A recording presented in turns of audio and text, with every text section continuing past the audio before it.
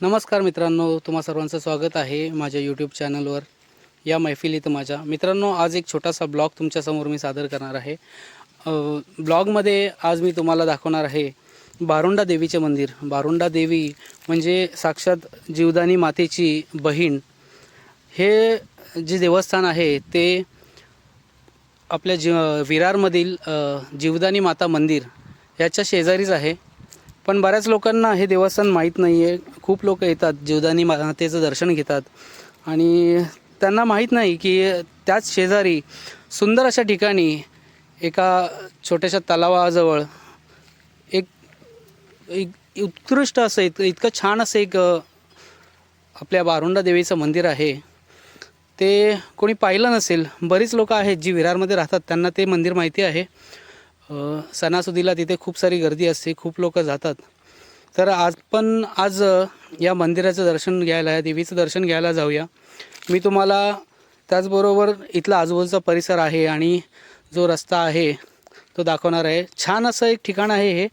आजूबाजूनी पूर्ण तुम्ही जेव्हा जाल तेव्हा तुम्हाला एका गावाचं फील होतं की तुम्ही एका निसर्गाच्या सानिध्यात बसलेल्या एका देवीच्या मंदिरामध्ये जात आहे. आणि मन असं प्रसन्न होतं तिथे जाताना. तिकडचे छोटे छोटे रस्ते, आजूबाजूला प्राणी पक्ष्यांचा आवाज, किलबिलाट, असे खूप साऱ्या गोष्टी आहेत की ज्या तुम्हाला तिथे एक वेगळाच आनंद देतात. हे छोटे छोटे रस्ते आहेत. त्या रस्त्याच्या आजूबाजूला असलेली ही दाट झाडी आहे, हिरवीगार. तर हे ठिकाण असं आहे मित्रांनो की खूप लोकांना माहिती नाही आहे. पण जेव्हा तुम्ही इथे स्वतः जाता आणि त्या गोष्टीचा अनुभव घेता तर ते खूप वेगळं असं एक फील होतं तिथे. तर मला वाटतं की नक्कीच तुम्ही या मंदिराला भेट दिली पाहिजे. तुम्ही जेव्हा जीवदानीला जाता तेव्हा थोडा वेळ काढून तुम्ही बारुंडा मातेच्या दर्शनाला सुद्धा गेला पाहिजेत. तर आपण सुरुवात करूया या प्रवासाला. तर सर्वप्रथम मी विरार स्टेशनवरून चालत आलो होतो. समोरच एक छोटासा तलाव आहे, तिथे डॅम बांधलेला आहे. त्याच्या बाजूनेच एक छोटा रस्ता जातो. त्या रस्त्याने बारुंडा मातेच्या देवळाकडे जाण्याचा हा रस्ता आहे. कोणालाही विचारलात तुम्ही तरी कोणी सहज तुम्हाला तो रस्ता सांगू शकतो. काही अडचणीची गोष्ट नाही आहे तिथे. छान असं निसर्गाच्या सानिध्यामध्ये वसलेलं हे मंदिर आहे. आणि हा रस्तासुद्धा चारही बाजूनी पूर्ण झाडांनी झुडपांनी वेढलेला आहे. जास्त लोक येत नाहीत. ज्यांना माहिती आहे, जे विरारमध्ये राहणारे लोक आहेत, ती लोक जास्त करून या भागाला, या मंदिराला भेट देतात. दर्शनासाठी जास्त गर्दी नसते. शांत असं निसर्गाच्या सानिध्यातलं हे मंदिर. आणि इथे थोडंफार बांधकाम करून पायऱ्या वगैरे छानपैकी बांधलेल्या आहेत. रस्ता खूप चांगला आहे, पण तुम्हाला पायी जावं लागतं तिथे. आणि तो एक वेगळाच अनुभव आहे त्या गोष्टीचा. त्या निसर्गातल्या रस्त्यातनं चालत चालत वरती देवळापर्यंत पोहोचणं ही खूप छान अशी गोष्ट आहे. खूप कमी लोकांनाच माहिती आहे ही गोष्ट. आणि जे तिथे जातात ते लोक अनुभव घेतात त्या गोष्टीचा. त्यांना खरंच ते एक आठवण राहते या गोष्टीची. तर मी चालत आता ह्या पायऱ्या वगैरे थोड्याशा चढून वरती आलो. एक छोटं असं हे मंदिर आहे वरती. आणि पुढे आजूबाजूची झाडी, या सगळ्या गोष्टी खूप छान दिसतात. इथे बराच वेळ मी बसलो होतो. तिथे आजूबाजूची झाडं पाहिली. त्यानंतर मोठी वृक्ष आहेत तिकडे. एक भलं मोठं असं एक वडाचं झाड आहे, ज्याला कल्पतरू बोललं जातं. त्याच्या सावलीसुद्धा बसलो मी. त्यानंतर पुढचा प्रवास चालू केला. पायऱ्या जास्त मोठ्या नाही आहेत, छोट्या पायऱ्या आहेत. थोड्या स्टेप्स घेत आरामशीर तुम्ही तुमच्या फॅमिलीसोबत, मित्रांसोबत या ठिकाणी नक्कीच जाऊ शकता. आणि जर तुम्ही पावसाळ्यात जात असाल तर अप्रतिम असं दृश्य तुम्हाला दिसायला तिथे मिळेल. कारण की इतकं छान आहे पावसामध्ये पूर्ण. तिथे 1-2 छोटेसे धबधबेसुद्धा आहेत, वॉटरफॉल ज्याला आपण म्हणतो, ते वॉटरफॉलसुद्धा आहेत तिथे. पण ते पावसाळ्यामध्ये तुम्हाला बघायला भेटतील. जर तुम्ही ह्या महिन्यात सुद्धा म्हणजे जानेवारी फेब्रुवारी ह्या महिन्यात गेलात तरी तुम्हाला आजूबाजूला हिरवीगार अशी झाडी दिसणार आहे. आणि या सगळ्या गोष्टी अनुभवत असताना तुम्हाला एक वेगळं फील होत राहील ह्या गोष्टीचं.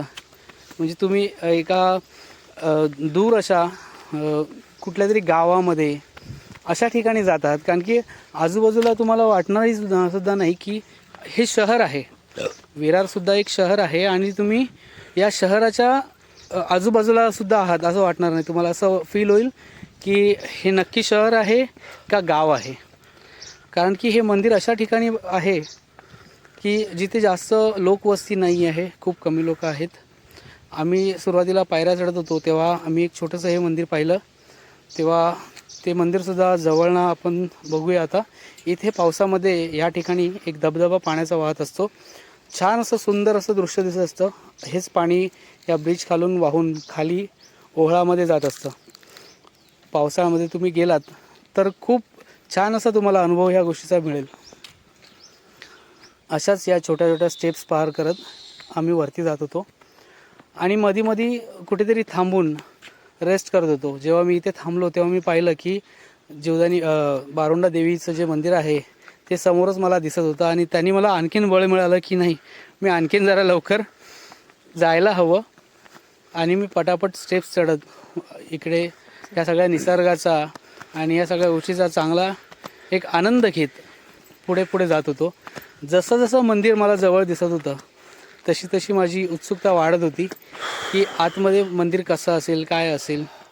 या सगळ्या गोष्टी ज्या आहेत त्या तुम्ही जेव्हा जाल, ह्या तुम्ही सगळ्या गोष्टींचा तुम्ही अनुभव घ्याल, तुम्हालासुद्धा वाटेल की काहीतरी वेगळं आपण पाहायला जातो आहे. आपण मुंबईत किंवा इतर शहरात मोठ्या मोठ्या देवस्थानांच्या ठिकाणी आपण जातो, पण हा जो अनुभव आहे या मंदिराचा हा एक वेगळाच आहे.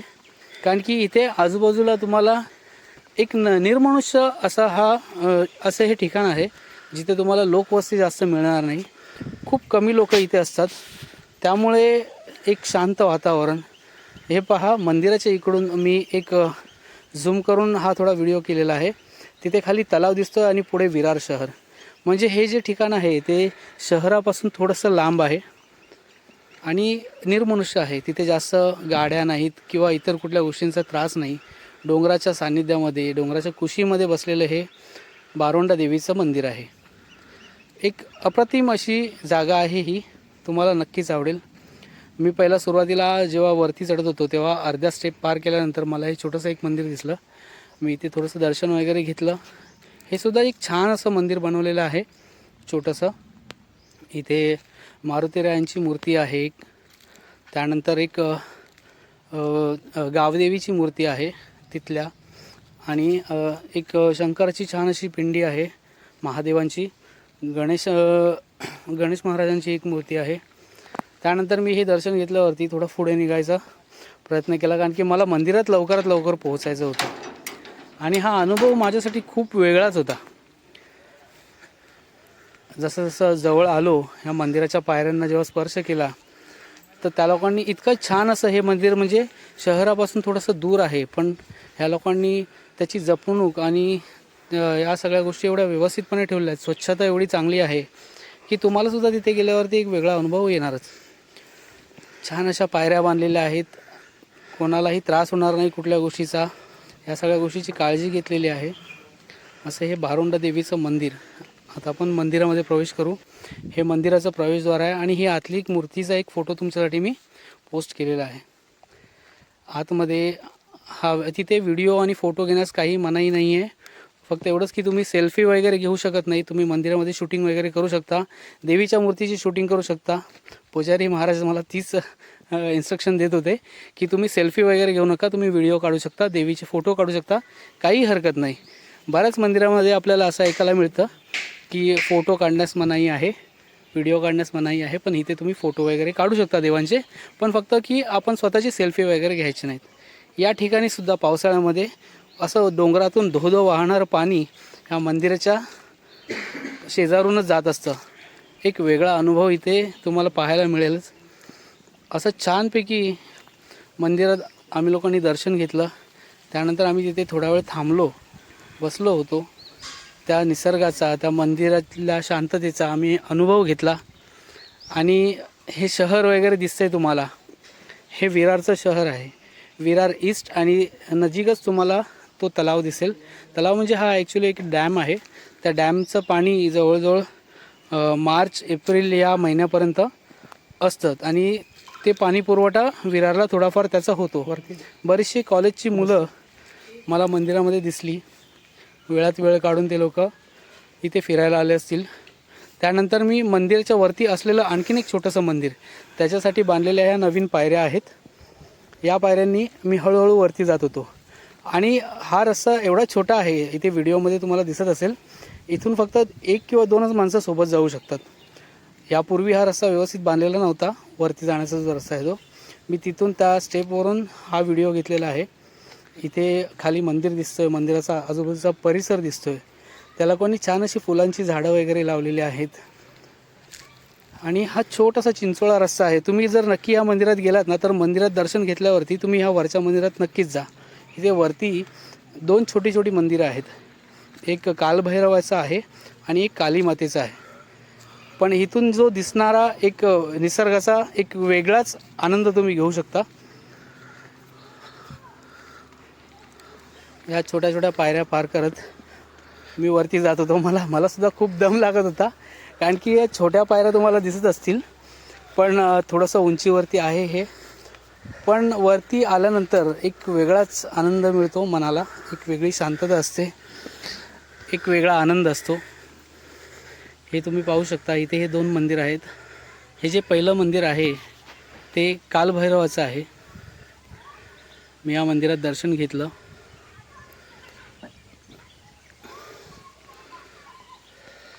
त्यानंतर ह्याच्याच शेजारी असलेलं आणखीन एक छोटंसं हे काली मातेचं मंदिर आहे. पावसाळ्यामध्ये या ठिकाणी एवढं छान हिरवगार गवत रुजलेलं असतं आणि त्यानंतर जो एक अप्रतिम दृश्य दिसतो, तो एक वेगळाच अनुभव आहे. हे काली मातेचं छोटंसं मंदिर वरती बांधलेलं आहे. आणि इथून दिसणारा जो निसर्ग आहे आणि वरती जो बारोंडा देवीचा डोंगर आहे, हे दृश्य इतकं अप्रतिम आहे. तुम्ही स्वतः गेल्यावरती तुम्हाला या गोष्टीचा अनुभव येईल. इथून वरतून पाहिलं तर हे खाली बारोंडा देवीचं मंदिर दिसत आहे आणि समोर दिसणारं पूर्ण विरार शहर आणि आजूबाजूनी ह्या पूर्ण झाडांनी झुडपांनी वेढलेला हे जे निसर्ग आहे, हे एक वेगळा अनुभव देतं. तुम्ही नक्कीच या मंदिराला एकदा भेट द्या, या निसर्गाचा आनंद घ्या. तुम्ही जून जुलैच्या महिन्यात जर या ठिकाणी गेलात तर तुम्हाला आणखीनच वेगळा एक आनंद मिळेल.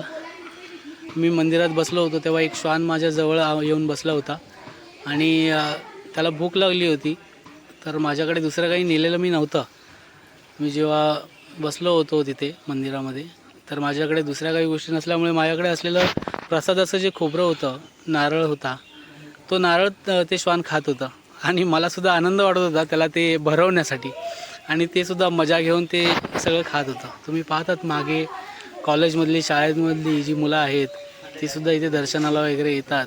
शांत असं ठिकाण आहे, त्यामुळे एक वेगळा अनुभव तुम्हाला येतो या गोष्टीचा. या श्वानाला मी प्रसाद वगैरे दिल्यानंतर मी मग माझ्या परतीच्या रस्त्याला पुन्हा लागलो. पण इथे आल्यावरती खूप असं एक वेगळं फील झालं. हे बघा, तुम्ही पाहू शकता की किती छानपणे ह्या लोकांनी हे सगळं सजवून ठेवलेलं आहे.